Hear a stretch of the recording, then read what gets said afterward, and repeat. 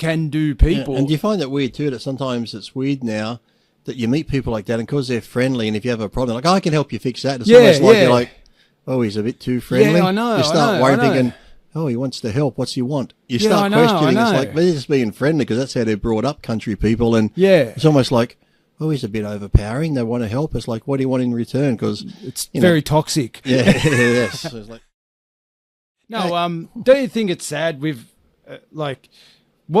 there's no Australian stereotype anymore. It's like as though we've lost our... I know, we used to be like the dull-bludgered beer drinker. Well, I used to be like, what was it on the commercial? Norm. Yeah, Norm. Carrying the esky with the big beer belly and the beer, yeah. Oh, have a go, was it? Was it have a go? Or no, it was like a fit commercial, yeah. Just be fit or something? Life be in it. Yeah, life be in it, that's it, yeah. No, whenever he's talking about the balanced diet, like if I have, 3 pies on one side and it's resting on his gut. Exactly. But no, that's the... I feel like a sausage roll now. You spoke about pies. But I just find, especially like when you go... Sydney and Melbourne are completely different to the rest of Australia. Once you go out of Sydney and Melbourne, you start seeing, but even parts the Australia type used to be like the old yobbo type, didn't it? Like the, how you going, mate? Yeah, Crikey. Like almost like Steve Irwin. That was our stereotypical Australian that everyone thought that everyone speaks like Steve Irwin. Crikey, mate, that's bloody bonza. No, but like we get people in from the country here. Oh, they have the real... And mate, they're the nicest people, nice... and down to earth, honest, like this total. You notice they've still got like common sense too. Like talking to them, it's like they've been in a time capsule. They haven't been caught up in all the bullshit of the city. We'll get these, country guys in, and no worries, mate. She's right. If there's a small problem, she's right, mate. I'll fix that. And they throw it in the back of the ute. They hitch it all up. They're towing stuff, and.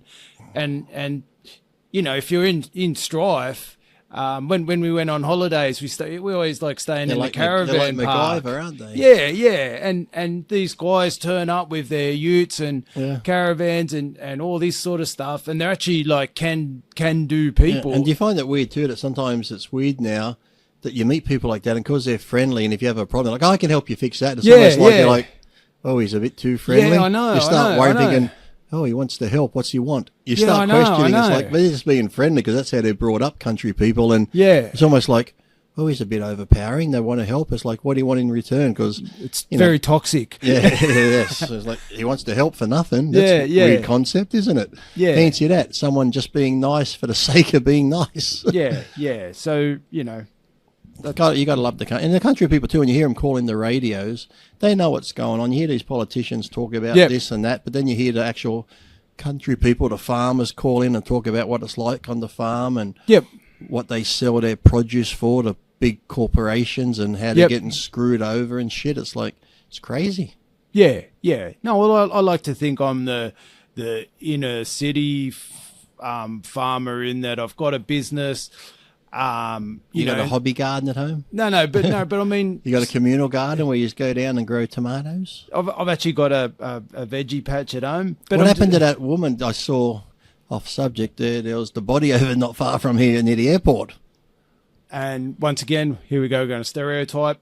They were Chinese nationals. And how on earth they were still in the country, because I think he'd been... deported? I think he'd been arrested. He was even involved in drug dealing. Yeah, I've heard. It's like, some big drug thing, was it? But he was a gambler, so he was in huge debt.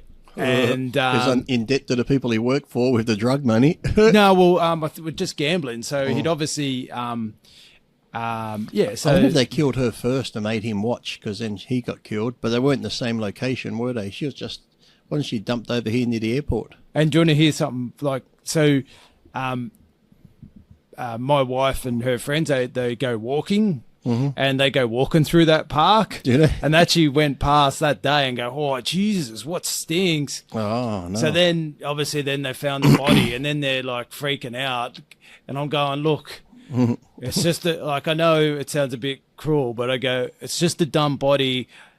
I'm 1,000% sure that there's not some serial killer waiting in the bushes. I can almost guarantee this is involved in drugs and money. And then obviously next thing, the next body shows up. In case you're worried, honey, just go down and check tonight, see if anyone's there. So it's like, so then they're all freaking out, and it's like, no, they've just like, if anything, they would have done the deed. And she's like, honey, I've been walking through that park for a month and no one's still attacked me. What's wrong with me? Yeah. Aren't I pretty? But no, it just shows you that like most crime is, they know the person. It's always nearly involved in money, drugs, or sex. Combination of. You don't want to go ripping off drug people, owe people lots of money, do you? Yeah, yeah. Now, if you want more great videos of me answering questions, go to samsfitness.com.au, buy some gym equipment, ask some questions, because the more you buy, the more you can pay me to keep being stupid.